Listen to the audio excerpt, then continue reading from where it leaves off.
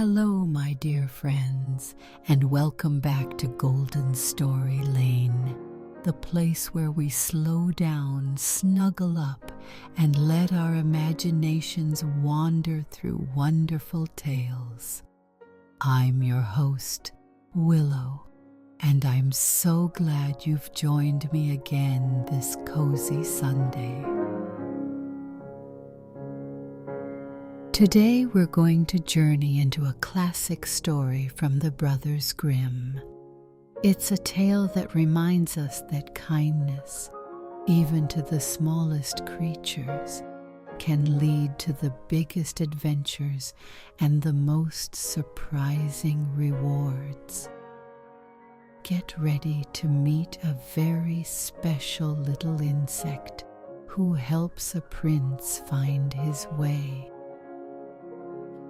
So, find your comfiest spot, perhaps with a warm blanket and a sleepy sigh, and let's begin our story. This is the Queen Bee.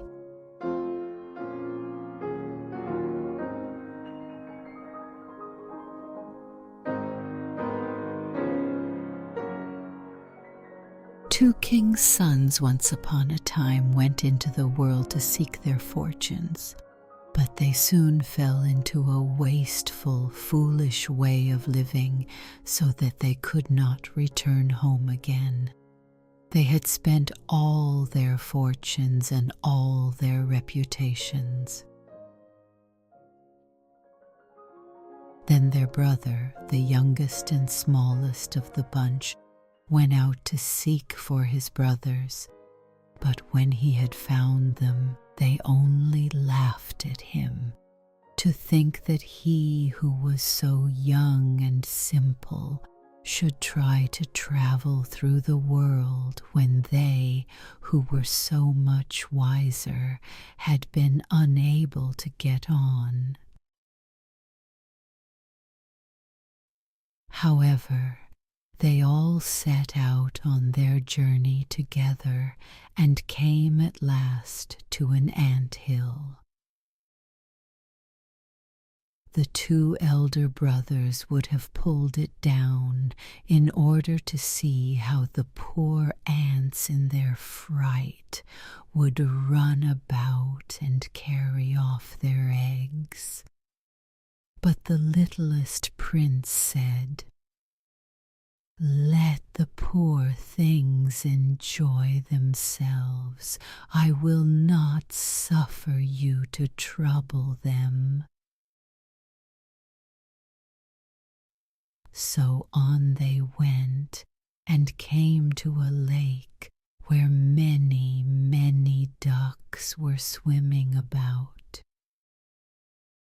The two brothers wanted to catch two and roast them.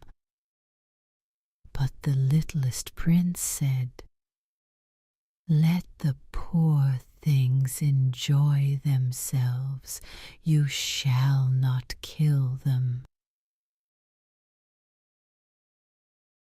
Next they came to a bee's nest in a hollow tree, and there was so much honey that it ran down the trunk, and the two brothers wanted to light a fire under the tree and kill the bees so as to get their honey.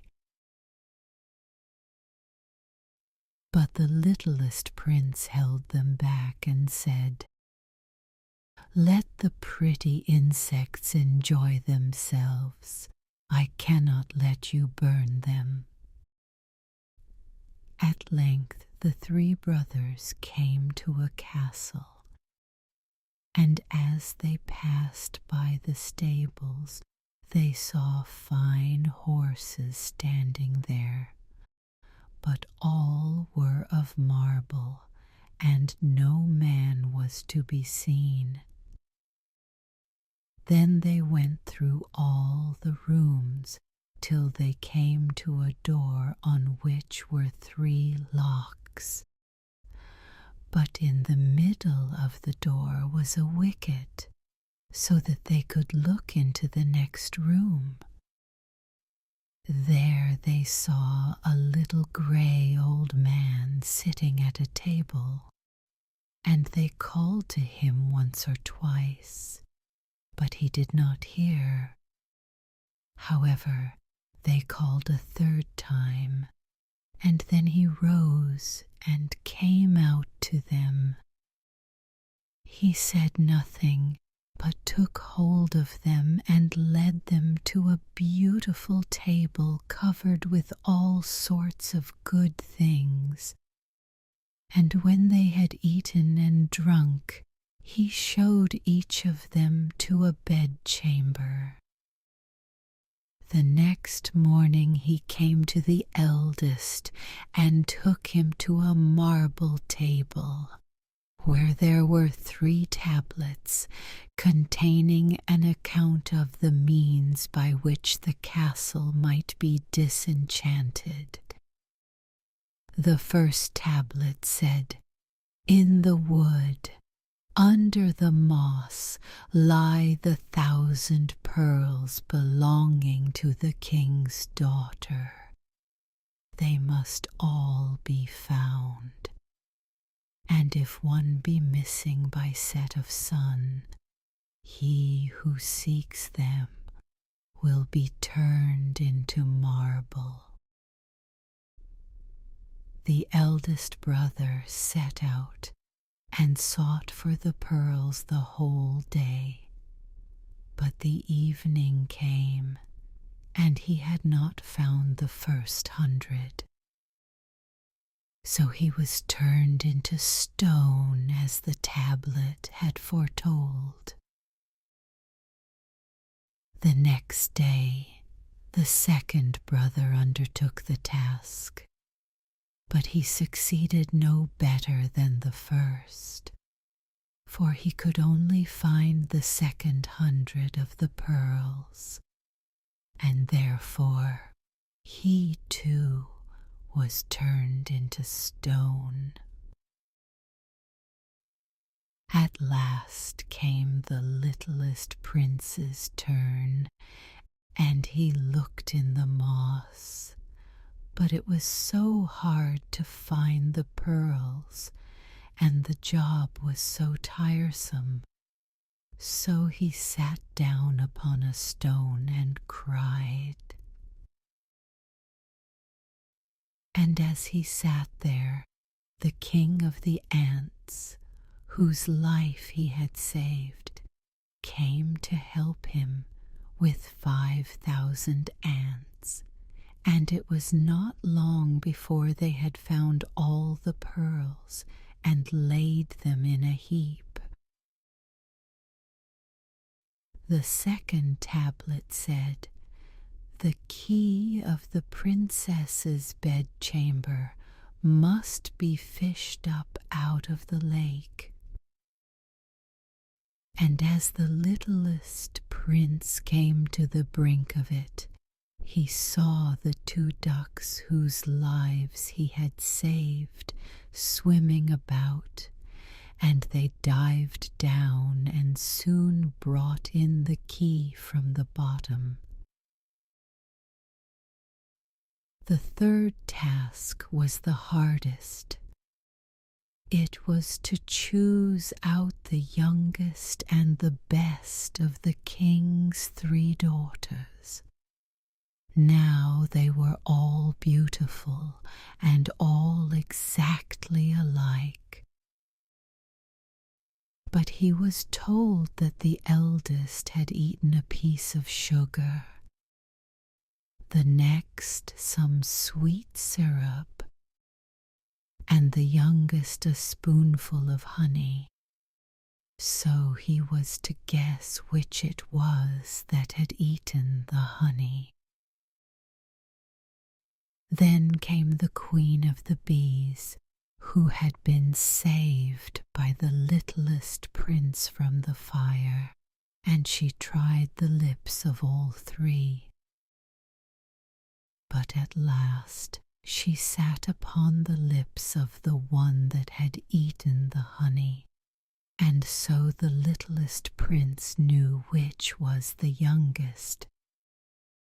Thus the spell was broken, and all who had been turned into stones awoke and took their proper forms. And the littlest brother married the youngest and the sweetest of the princesses. And later it was he that became king, and was a fair leader who ruled, even over his two older brothers who thought he would remain small forever.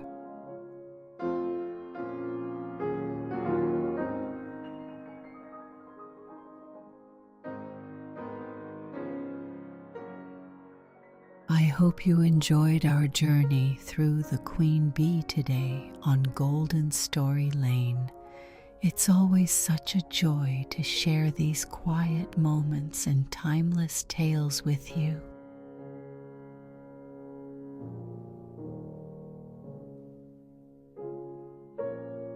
Now, before you drift off to sleep, or perhaps continue your peaceful day, I have a little secret about next week's story.